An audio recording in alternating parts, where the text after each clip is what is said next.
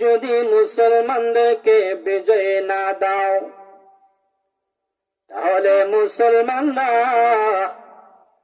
কোনদিনও এই পৃথিবীর মুখে মাথা উঁচু করে দাঁড়াইতে পারবে না।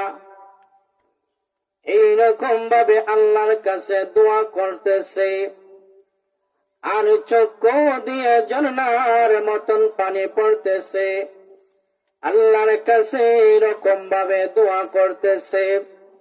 এমন সময় আল্লাহ রাব্বুল আলামিন হযরত জিবরাইলকে ডাক দিয়া বলেন, ও জিবরাইল, এই সুসংবাদটা আমার বন্ধুর কাছে নিয়ে পৌঁছায়া দাও।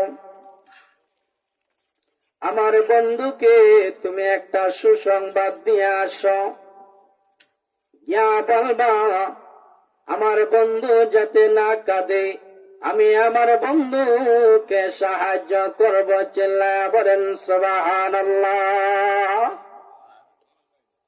এমন সময় জিবরাইল আলাইহিস সালাম নবীর কাছে যখন চলে আসলেন, আসিয়া বলতেছে, ইয়া রাসূলুল্লাহ, ইয়া হাবিবাল্লাহ, ওগো নবীজি আপনি আর কান্দেন না, আল্লাহ তাআলা আমাকে পাঠাইছে আপনাকে সাহায্য করবে। আসমান থেকে 3000 ফেরেশতা দিয়ে আপনাকে সাহায্য করবে। চিল্লায়া বলেন সুবহানাল্লাহ। এই সুসংবাদ যখন আমার আপনার পয়গম্বরকে দিলেন, কিন্তু আমার আপনার পয়গম্বর জিবরাইলের সুসংবাদে কোনো হা না, কোনো কিছুই বলেন নাই। জিবরাইল আলাইহিস সালাম আল্লাহর দরবারে চলে গেলেন। এমন সময় আল্লাহ রাব্বুল আলামিন ডাক দিয়া বলে, ও জিবরাইল, আমার বন্ধু কি তোমাকে কোনো কিছু বলেছিনি? আমার বন্ধু কি খুশি হয়েছেনি? এমন সময় জিবরাইল আল্লাহকে ডাক দিয়া বলেন, হে প্রভু, তোমার বন্ধুকে 3000 ফেরেশতার সুসংবাদ দিলাম, তোমার বন্ধু হা না, কোনো কিছুই বলে নাই। এমন সময়ে আল্লাহ রাব্বুল আলামিন ডাক দিয়া বলে, হে জিবরাইল, বুঝেছি আমার বন্ধু খুশি হয় নাই, যাও যাও যাও, আমার বন্ধুকে গিয়ে সুসংবাদ আবার গিয়ে শোনায়া দিয়ে আসো। আমি আল্লাহর পক্ষ থেকে সর্বমোট 5000 ফেরেশতা পাঠাইব। চিল্লায়া বলেন সুবহানাল্লাহ।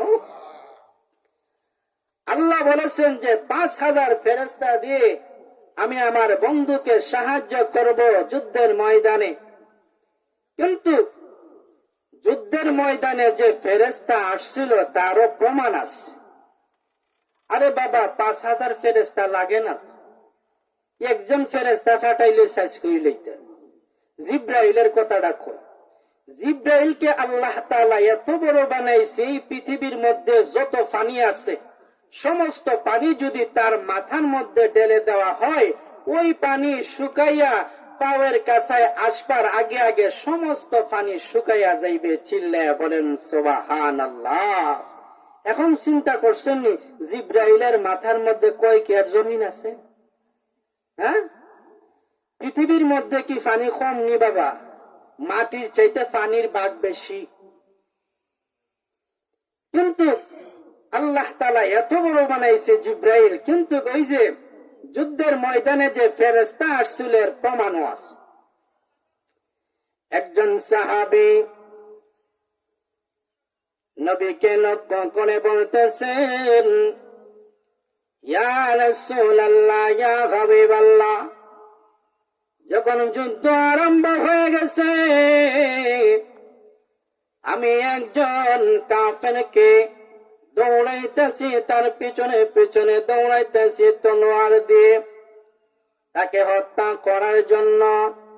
কিন্তু আমি যেহেতু তার নিকটবর্তী হইলাম, আমার তলোয়ারের আঘাতের আগে জানে কে জানি ওই কাফেরকে দ্বিখণ্ডিত করিয়া জমিনের মধ্যে ফালাইয়া দিয়েছে। এই কথা যখন নবীর কাছে বললেন, নবী ডাক দিয়া বলেন, তুমি কি জানো না এই যুদ্ধের ময়দানে আল্লাহ তাআলা ফেরেশতা নাজিল করেছেন, তোমার তলোয়ার লাগার আগে আগে আসমানের ফেরেশতা আসমানি তলোয়ার দিয়ে ওই কাফেরকে দ্বিখণ্ডিত করে দিয়েছে। চিল্লায়া বলেন সুবহানাল্লাহ। সুবহানাল্লাহ মানুষ যদি না থাকে কষ্ট করে মজা পাওয়া যায় না, ঠিক আছে না, মজা পাওয়া যায় না। যাই হোক, একদিন হইব না, এই মাঠের মধ্যে দুইবার আমি নিচে বইয়া ওয়াজ শুনছি, আর আল্লাহ এই জায়গার মধ্যে এবার বয়াইছে, তে বোঝা যায় সামনে মানুষও থাকবো ইনশাআল্লাহ। এবারও যদি না থাকে, সামনে যদি বাঁচিয়া থাকে মানুষ থাকবো, থাকবো কি থাকতো না, থাকবো।